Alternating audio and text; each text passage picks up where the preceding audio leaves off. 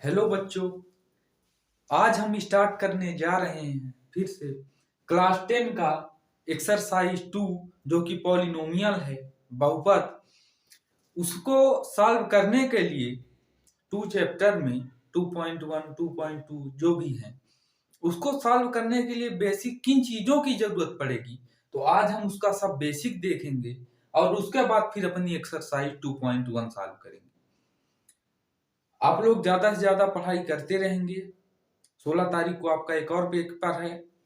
Half yearly जो आपका चल रहा है उसे आप लोग हल्के में बिल्कुल नहीं लेंगे, क्लास 5 और 8 वाले, क्योंकि आपका इसका 20 मार्क्स हाफ ईयरली का फाइनल एग्जाम में ऐड होना है, इसलिए आप ईमानदारी से मेहनत करते रहेंगे। आइए फिर स्टार्ट करते हैं हम बहुपद। बहुपद का मतलब क्या है? बहुपद का मतलब है किसी चर राशि की घात हमेशा पूर्ण संख्या हो। चर राशि की घात हमेशा पूर्ण संख्या हो। तो यहां पे दो चीजें आपको जानना है, चर और अचर। एक यहां पे लिखा हुआ चर, चर का मतलब होता है वेरिएबल, वेरिएबल, और अचर का मतलब होता है नॉन वेरिएबल। अचर का मतलब नॉन वेरिएबल। तो अब हमें सबसे ज्यादा कंफ्यूजन इसमें आता है कि चर क्या है, अचर क्या है। तो अभी तक कंफ्यूजन था, आज के बाद कभी नहीं होगा आपको कि चर अचर आखिर है क्या। देखिए, X Y Z A B C जो भी हम पढ़ते हैं ये सब चर हैं।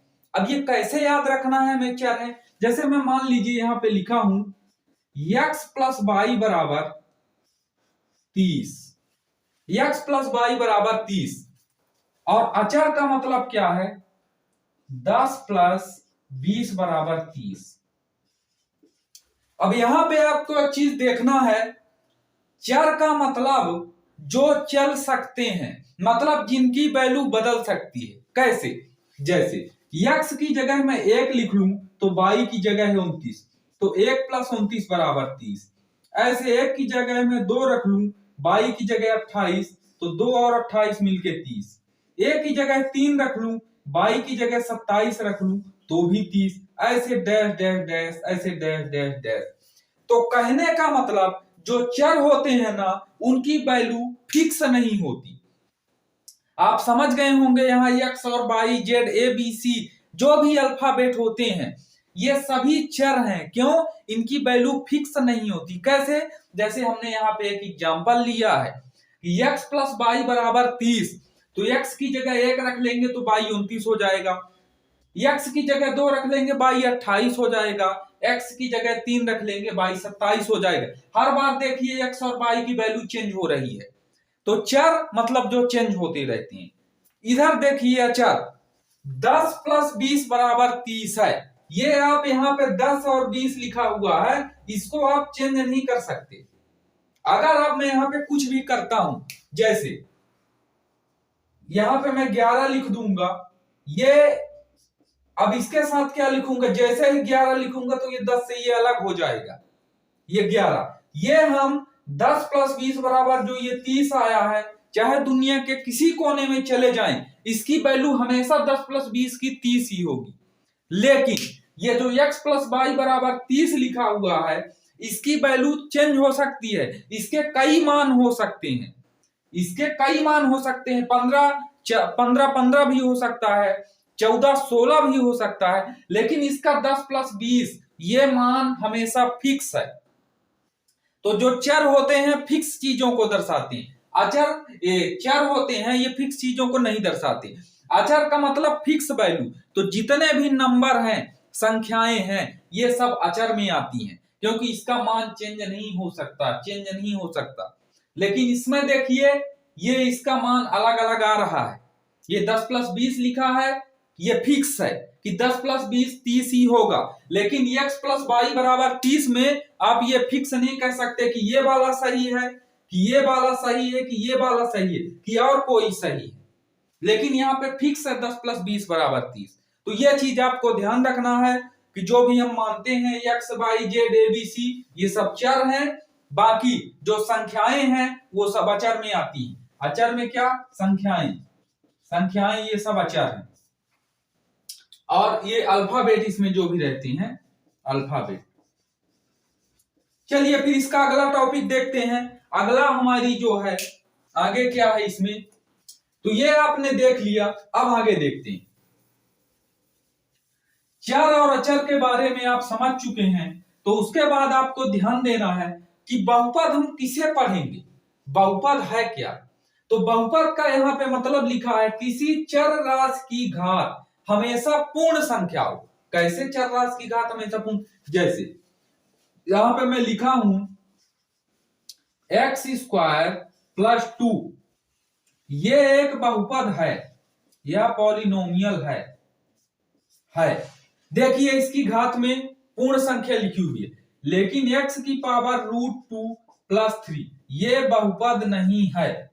देखिए इसकी घात में पूर्ण संख्या नहीं है।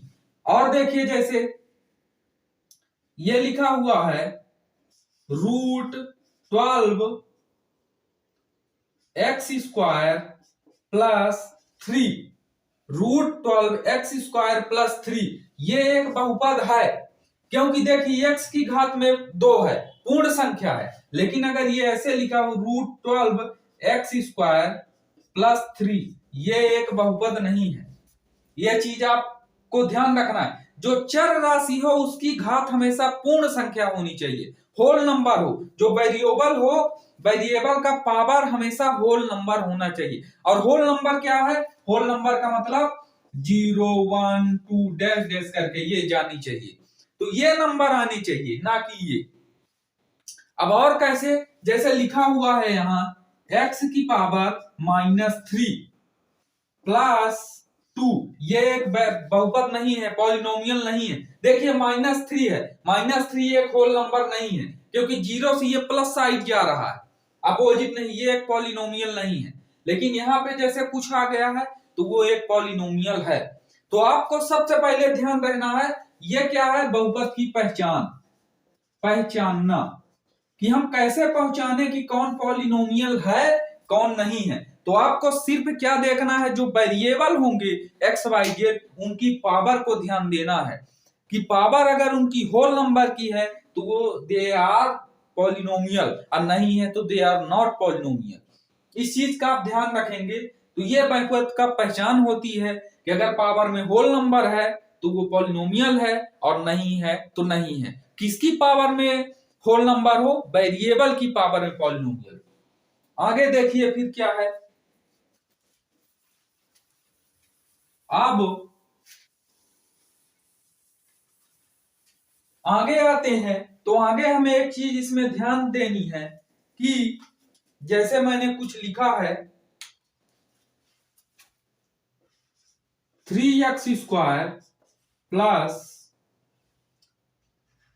4y -3 ये जो लिखा है ये एक बहुपद है। बहुपद का फॉर्म क्या होता है? बहुपद का फॉर्म ax² + bx + c ये एक बहुपद है, बहुपद यानी पॉलिनोमियल है ये। लेकिन अगर यहीं पास ax² + bx + c = 0 हो गया, ये एक समीकरण का मतलब इक्वेशन, ये है एक इक्वेशन। तो अब यहां पे हम सबसे पहले देखेंगे गुणांक क्या होता है, और गुणांक के पहले पद क्या होते हैं। तो पद या टर्म,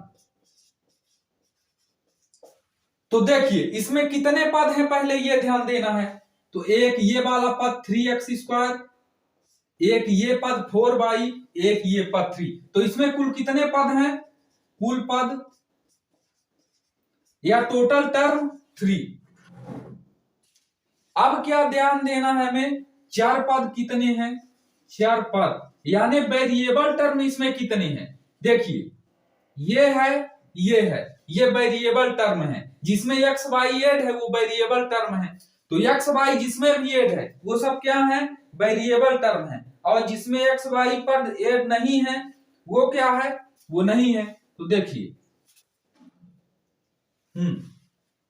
तो चर पद इसमें कितने हैं, 2। तो अचर पद कितने होंगे, 1, ये 3 अचर पद, यानी नॉन वेरिएबल टर्म कितने हैं, 1 ये। तो इसमें वेरिएबल टर्म 2 है जिसमें एक्स वाई ऐड है, नॉन वेरिएबल टर्म वो है जिसमें एक्स वाई ऐड नहीं है। अब एक चीज इसमें देखते हैं आगे, ये आपको टर्म समझ में आ गया, पद या टर्म। अब देखिए यहां पे मैं क्या करता हूं, एक नया इक्वेशन लेता हूं कि 3x² plus 4x plus 3x³ plus 4x plus 2, ये आपके सामने एक वेरिएबल लिखा हुआ है। अब इसमें हमें ध्यान देना है कि इसमें हमें गुणांक निकालना है, यानी कोएफिशिएंट, गुणांक या कोएफिशिएंट। देखिए x³ का यहां पे गुणांक क्या है, 3, जिससे मल्टीप्लाई है, x³ का गुणांक 3, x का गुणांक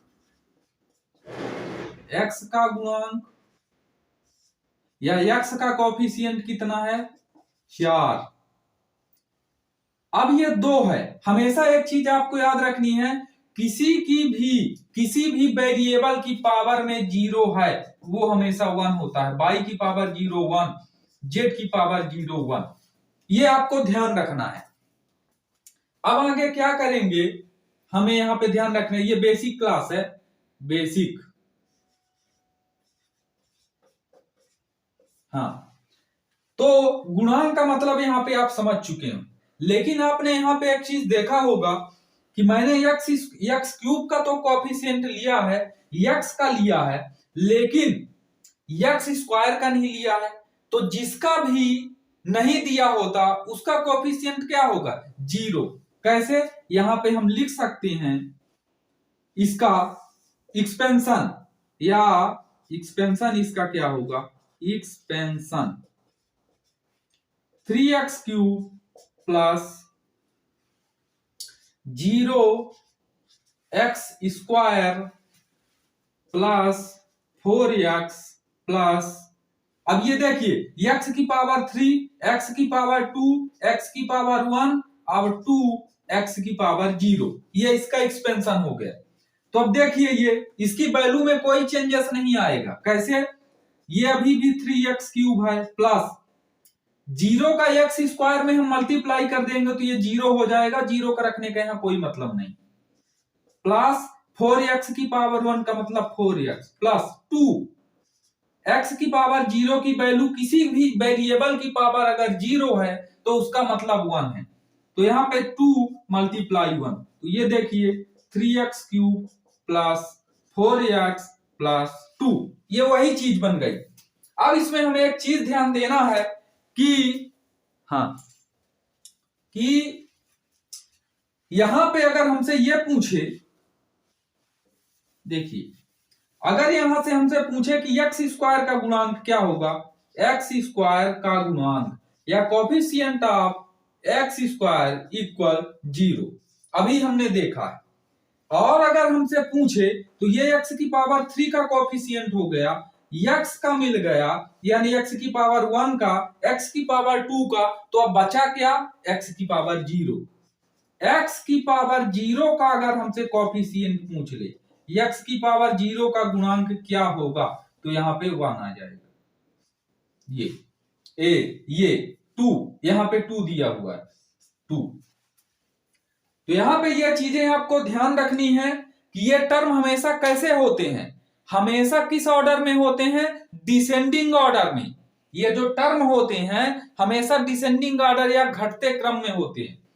x³ फिर एक्स स्क्वायर, फिर एक्स की पावर 1, फिर एक्स की पावर 0, ऐसे ये घटते जाते हैं डिसेंडिंग ऑर्डर में।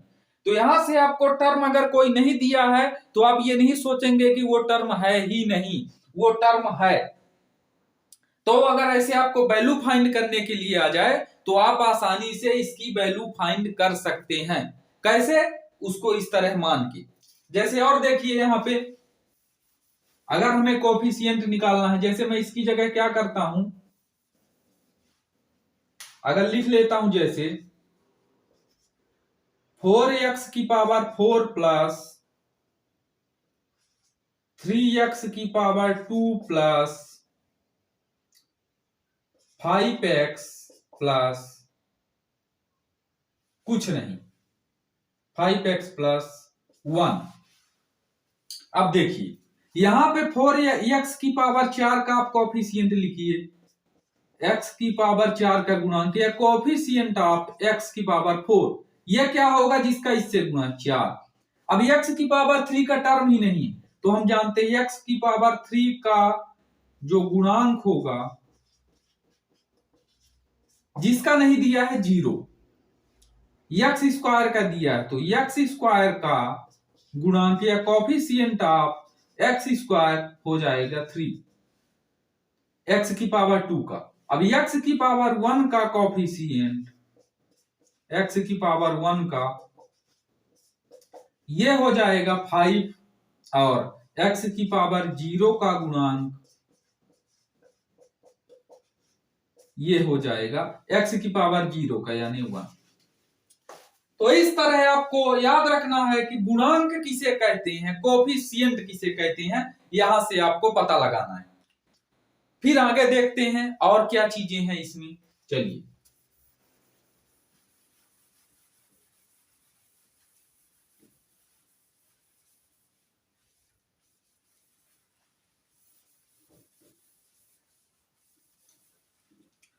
आगे आता है घात या डिग्री या कोटि, इंग्लिश में इसे बोलते हैं पावर। ये घात या डिग्री या कोटि क्या होती है, इसका मतलब होता है पावर, वो भी क्या, मैक्सिमम पावर।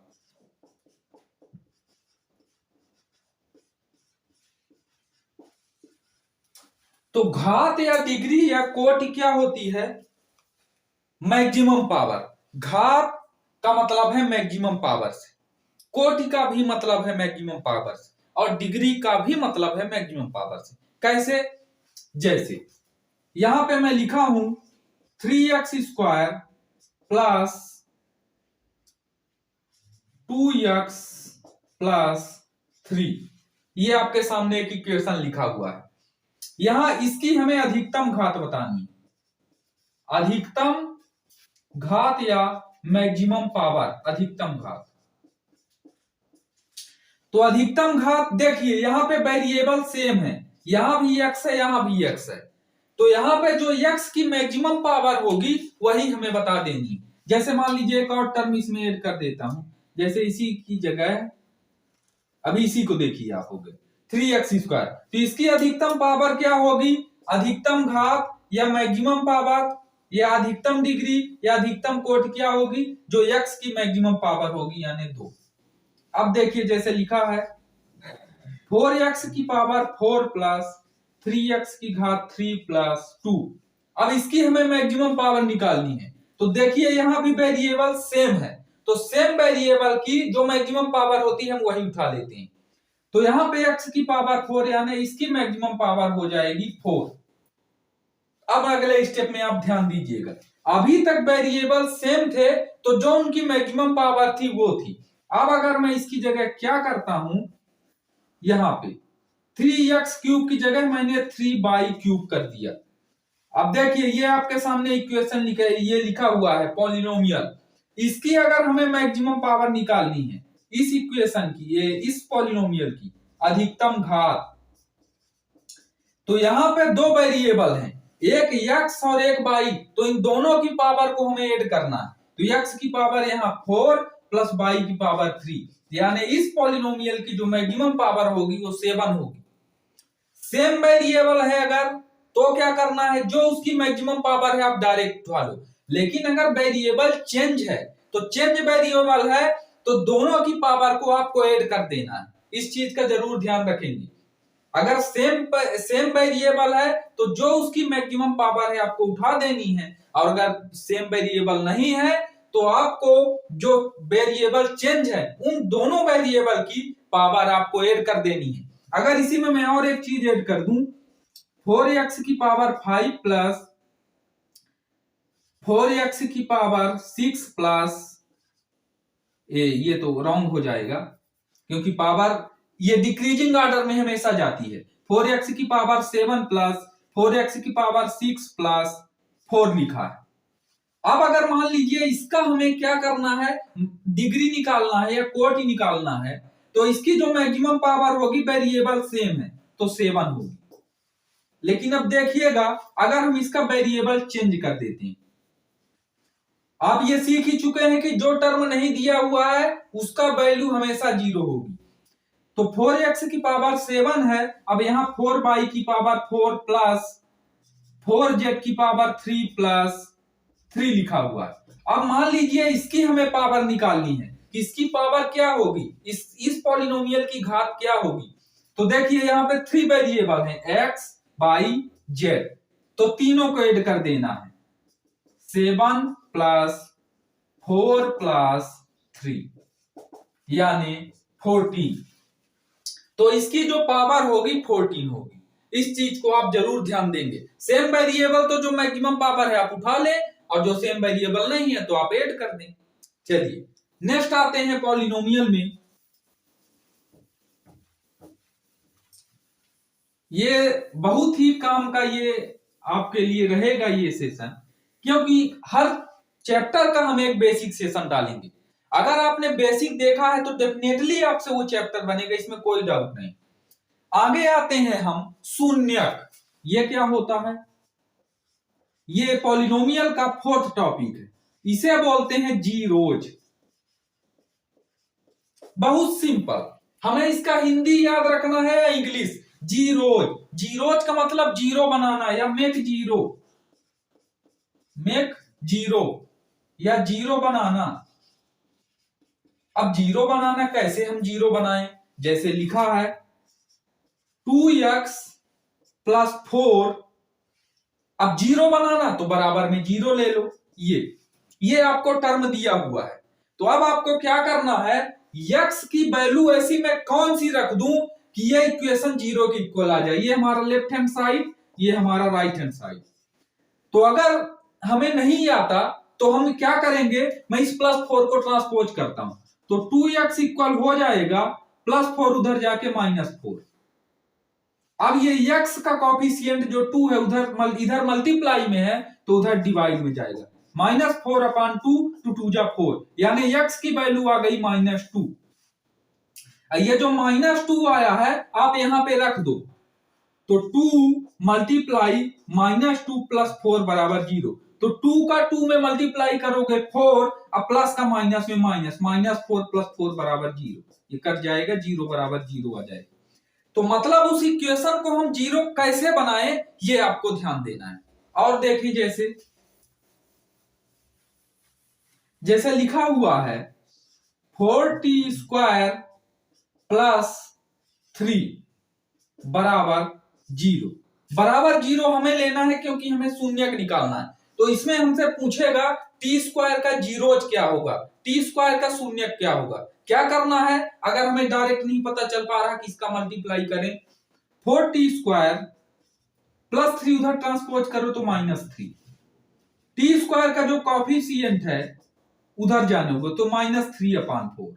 मतलब आप -3/4 का यहाँ पे मल्टीप्लाई कर दोगे तो ये इक्वेशन 0 हो जाएगा।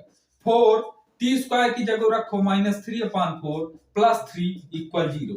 ये देखिए ये न्यूमरेटर और डिनोमिनेटर अगर सेम है तो कट जाते हैं, ये कट गए। अब -3 प्लस 3, आप जानते हैं प्लस माइनस कट जाता है तो 0 बराबर 0, left hand side equal right hand side. तो जीरोज का मतलब क्या है, उस इक्वेशन को जीरो बनाना। अब जीरो कैसे बनाना है आप यहां पे सीख चुके हैं। उस इक्वेशन के बराबर आप जीरो ले ले और वैल्यू ट्रांसपोज कर दे, आप आसानी से फाइंड कर सकते हैं अगर नहीं समझ में आ रहा तो। और अगर डायरेक्ट आपको जैसे मुझे लिखना है 6x + 12 = 0, इसकी वैल्यू क्या है, x की जगह रख दें -2, तो -2 रख दूंगा तो 6 × -2 + 12 = 0, 6 2 जा 12 प्लस माइनस माइनस -12 + 12 कट जाएगा, 0 = 0, left hand side equal right hand side, बस। तो ये होते हैं जीरोज या शून्य। नेक्स्ट आते हैं, अब देखिए जो इसका फॉर्मेशन होता है पॉलिनोमियल का, तो क्या होता है यहां पे हमें देखना है। टाइप्स ऑफ पॉलिनोमियल, हमारी हेडिंग है टाइप्स ऑफ पॉलिनोमियल या बहुपद के प्रकार। बहुपद के प्रकार, तो पहला बहुपद होता है रैखिक बहुपद। रैखिक बहुपद, पॉलिनोमियल का मतलब बहुपद, रैखिक का मतलब लाइनियर या linear. Linear polynomial, linear polynomial का मतलब है अधिकतम घात 1, अधिकतम घात या डिग्री या कोट या पावर, मैक्सिमम पावर 1। दूसरा टाइप्स होता है पॉलिनोमियल का द्विघात बहुपद। द्विघात बहुपद, इसको बोलते हैं द्विघात बहुपद को quadratic equation. Quadratic polynomial, quadratic polynomial मतलब मैक्सिमम पावर 2, मैक्सिमम पावर 2 या अधिकतम घात 2। अब ये रैखिक बहुपद का एग्जांपल क्या, जैसे 3x + 4, ये एक रैखिक बहुपद है। अधिकतम घात 2 मतलब 3x² + 4। अब आप यहां पे ये नहीं सोचिएगा कि x की पावर 1 नहीं है। x की पावर 1 नहीं है मतलब यहां पे x की पावर 1 = 0 है, ठीक है। x की पावर 1 का भी कोएफिशिएंट यहाँ पे 0 है, ये x की पावर 1 का गुणांक 0 है और x की पावर 0 का 4 है। पीछे ये सब बता चुका हूं आपको। आगे देखना है, तीसरा टाइप होता है इसमें त्रिघात बहुपद। त्रिघात बहुपद, इसे बोलते हैं ट्राइपॉलिनोमियल। ट्राइपॉलिनोमियल, ट्राइपॉलिनोमियल मींस मैक्सिमम पावर कितनी 3, 4x³ + 4। अब यहां पे ये ना सोचिएगा यहां पे x² का भी कोएफिशिएंट 0 और x की पावर 1 का भी कोएफिशिएंट 0 और x की पावर 0 का 4। और एक लास्ट बहुपद होता है 4 शून्य बहुपद। शून्य बहुपद, शून्य बहुपद का मतलब जीरो पॉलिनोमियल। जीरो पॉलिनोमियल, तो जीरो पॉलिनोमियल में हमेशा कौन से आते हैं, जीरो पॉलिनोमियल का मतलब नॉन वेरिएबल। नॉन वेरिएबल का मतलब संख्याएं, जितनी भी संख्याएं हैं ये सभी की कौन सी बहुपद है, शून्य बहुपद। जैसे ये 4 लिखा है, 4 का मतलब है इसमें मल्टीप्लाई है x की पावर 0 का, या कि y की पावर 0 या z की पावर 0। किसी भी वेरिएबल की पावर 0 है उसका मतलब 1 होता है, तो x की पावर 0 की जगह आप 1 रखोगे तो 4 बन जाएगा 4, ये इसकी वैल्यू में कोई चेंजेस नहीं आएगा। तो आप ये समझ चुके हैं किसी वेरिएबल की पावर 0 है तो उसका मतलब होता है एक नॉन वेरिएबल, और नॉन वेरिएबल क्या होती है, संख्याएं। तो इसका मतलब शून्य बहुपद जितने भी आपको नॉन वेरिएबल मिले ये सब क्या है, शून्य बहुपद में आएंगे, ठीक है। तो ये होते हैं टाइप्स ऑफ पॉलिनोमियल। 4 टाइप्स होते हैं, there are 4 types of polynomial. तो ये 4 टाइप्स होते हैं पॉलिनोमियल के जो इस तरह होते हैं, आपको ध्यान रखना है, ठीक है। द्विघात बहुपद की मैक्सिमम पावर 2, त्रिघात की मैक्सिमम 3, शून्य बहुपद की मैक्सिमम पावर 0 और रैखिक की मैक्सिमम पावर 1, जो कि आपने सीक्वेंस वाइज पढ़ा हुआ है। रैखिक पढ़ा आपने पहले, ठीक है, जो कि किस क्लास में है, 6 या 7th में है, ठीक है। फिर आपने लाइनियर पढ़ा, यहाँ पे जो है मिक्सअप है तीनों। चलिए फिर आगे देखते हैं और क्या होता है बहुपद के बेसिक में।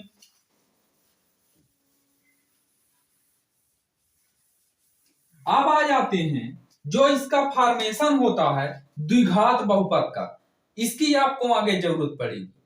तो उसको जानने के लिए आपको क्या करना है, द्विघात बहुपद, इसमें एक चीज आपको जानना बहुत जरूरी है। जो त्रिघात बहुपद होगा उसको भी मैं आगे बताऊंगा, लेकिन यहाँ पे द्विघात बहुपद की कुछ चीजें आपको जानना बहुत जरूरी है। तो द्विघात बहुपद का जो फॉर्मेशन होता है ax² + bx + c होता है। लेकिन अगर ये द्विघात बहुपद है, लेकिन अगर यहाँ पे मैं बराबर 0 लगा दूंगा तो ये बराबर 0 वाला क्या होगा, ये द्विघात समीकरण है।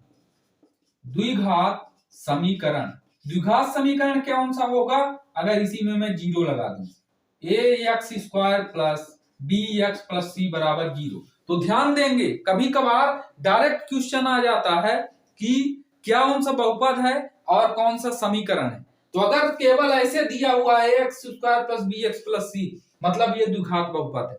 और अगर द्विघात समीकरण दिया है तो बराबर में 0 है तो द्विघात समीकरण। आगे अब ये जो बहुपद दिया हुआ है इसके हम मान लेते हैं शून्यक। शून्यक यानी जीरोज। अगर इस द्विघात बहुपद के शून्यक माना अल्फा बीटा है, इसे अल्फा बोलते हैं,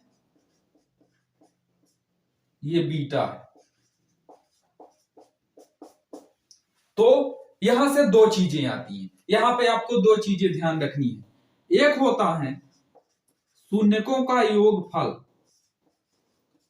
शून्यकों का एक योगफल, या जीरोज ऑफ जीरोज, वो एडिशन ऑफ जीरोज, शून्यकों का योगफल या zeros of addition, addition of zeros. तो शून्यकों का योगफल, शून्यक है हमारे अल्फा बीटा, तो अल्फा + बीटा बराबर होता है -b/a, -b/a। तो -b का मतलब क्या, जो हमें समीकरण जैसे दिया है 4x² + 3y + 3, तो माइनस, अब b का मतलब क्या होता है, b का मतलब ये है ax², ये फॉर्म है, प्लस bx + c। तो माइनस है तो माइनस लगाएंगे, b का यहाँ पे कॉफिशिएंट क्या है, ये bx, तो यहाँ जो है ये हमारा चर है और चर के साथ क्या है 3, तो यानी 3/a। a है x² का गुणांक या x² का कॉफिशिएंट क्या है a, यानी यहाँ पे x² के साथ क्या है 4। तो आप -b को कह सकते हो, इस -b को, -b बराबर क्या, x का गुणांक, या आप यहाँ पे x लिख लो, x। तो हाँ, क्योंकि यहाँ पे x है इसलिए आप x लिख लो। तो ये -b किसका गुणांक है, x का गुणांक या coefficient of x upon a, किसका कॉफिशिएंट है x² का, तो x² के साथ क्या है 4, तो ये a जो है अपान a क्या है x² का गुणांक। तो अगर कहीं पास आपको पूछता है एडिशन ऑफ जीरो, तो आप ये फार्मूला लगाएंगे। हाँ, एक चीज आपको ये हमेशा ध्यान देनी है कि कोई भी द्विघात बहुपद या क्वाड्रेटिक इक्वेशन तभी बन सकता है जब उसका पहला टर्म 0 ना हो। पहला टर्म कभी भी 0, यहां पे आपको लिख लेना है, जहां a does not equal 0, a does not equal 0, अगर ये 0 हो जाएगा तो 0 का यहां मल्टीप्लाई 0 हो जाएगा और द्विघात का टर्म ही खत्म हो जाएगा। अब ये टर्म खत्म हो गया तो ये तो लाइनियर बन गया, द्विघात रहा ही नहीं। इसलिए ये जो पहला टर्म ए है कभी भी 0 नहीं होना चाहिए, इस चीज का ध्यान देंगे। आगे देखिए, ये हो गया अल्फा + बीटा। अब आगे देखते हैं शून्यकों का गुणनफल। तो शून्यकों का गुणनफल क्या होता है, गुणनफल, शून्यकों का गुणनफल का मतलब है मल्टीप्लीकेशन ऑफ जीरोज। ये कैसे होता है, शून्यक हमारे अल्फा बीटा अल्फा बीटा बराबर हो जाएगा अल्फा बीटा का जो गुना करते हैं वो आता है C/A। अब C किसका कोएफिशिएंट है? अभी पीछे देखे हैं x की पावर 0 का गुणांक है C, यानी कांस्टेंट, क्योंकि x की पावर 0 की वैल्यू 1 और 1 का 3 में मल्टीप्लाई करेंगे 3, और 3 है एक नॉन वेरिएबल। या जितने भी नॉन वेरिएबल होते हैं वो सब किसके गुणांक है? x की पावर 0 की या किसी की भी पावर 0 की। ए वही पुराना गुणांक x² का गुणांक। तो अगर इस समीकरण के लिए हम देखें तो C की जगह आप रख दो 3, A की जगह 4, ये हमारा सॉल्व हो गया। अब आते हैं इसके बाद सबसे इंपॉर्टेंट चीज में, जो कि आपको जानना बहुत जरूरी है। अगर मान लीजिए हमें दिया हुआ है शून्यकों का योगफल। शून्यकों का योगफल का मतलब क्या है? गिवन या दिया है हमें शून्यकों का योगफल। तो योगफल का मतलब होता है अल्फा प्लस बीटा, और हमें दिया है शून्यकों का गुणनफल। शून्यकों का गुणनफल, इसका मतलब है अल्फा बीटा। तो इससे हमें द्विघात बहुपद बनाना, ये दोनों की सहायता कर लेके हमें द्विघात समीकरण बनाना। ये द्विघात बहुपद बनाना, ये दो चीज हमें दी होगी, अल्फा प्लस बीटा यानी योगफल और गुणनफल दिया है, इससे हमें बहुपद बनाना है। तो बहुपद का फॉर्मेशन अभी पीछे आप देखे हो कि ax² plus bx plus c, ये एक बहुपद है, बराबर 0 लग गया, समीकरण है। तो हम यहां बहुपद बना रहे हैं। तो इसके लिए हमें क्या करना है? ये जो हम फार्मूला बनाने जा रहे हैं इसमें एक बहुत अच्छा कॉन्सेप्ट अप्लाई होगा, इस चीज का जरूर आपको ध्यान रखना है। देखिए हम यहां लेट करेंगे, माना x बराबर अल्फा, तो x बराबर अल्फा करेंगे। अब अल्फा को इधर लाएंगे तो यहां से बन जाएगा x माइनस अल्फा बराबर 0। फिर आपको करना पुनः या दोबारा या अगेन x इक्वल बीटा, तो यहां से आएगा x माइनस बीटा इक्वल 0। अब x माइनस अल्फा को इक्वेशन 1 मान लीजिए, इसको इक्वेशन 2। अब क्या करना है? बोथ मल्टीप्लाई करना है, दोनों साइड मल्टीप्लाई। तो यहां पे हम क्या करेंगे? x माइनस अल्फा का मल्टीप्लाई करेंगे x माइनस बीटा से, और यहां 0 का मल्टीप्लाई 0 में करेंगे। यहां पे आपको एक चीज ध्यान रखना है कि 0 का मल्टीप्लाई 0 से करने से 0 आता है, लेकिन 0 का डिवाइड 0 से करने से यह क्या है? अनडिफाइंड। अनडिफाइंड का मतलब निर्धारित नहीं किया जा सकता, निर्धारित नहीं किया जा सकता।